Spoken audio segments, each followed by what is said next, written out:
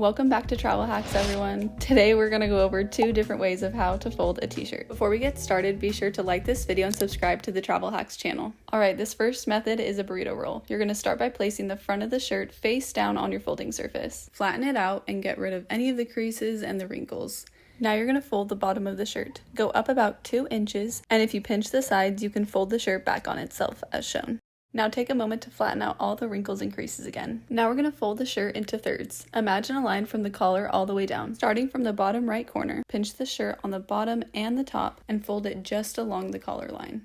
Again, flatten out all the wrinkles. Now following that same pattern, pinch the shirt from the bottom and the top and fold in again along the collar line. Now that you folded your shirt into thirds, continue to massage out the wrinkles. Now we're going to rotate the shirt. Pinch the top and the bottom and bring the collar side closer to you. Starting from the collar, begin to roll the t-shirt slowly into a small burrito. As you roll it, continue to flatten out all of the wrinkles and creases.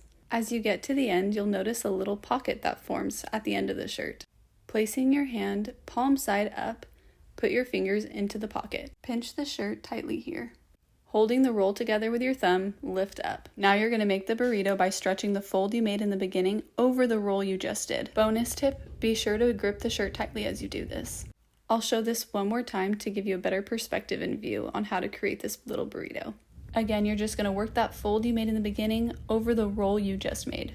Take your time to fold it over nicely, and there you have it, a nice folded t-shirt. This is the best space-saving method I found for traveling and packing. Alright, let's move on to the next fold. But before we do, be sure to like this video if you found it helpful so far.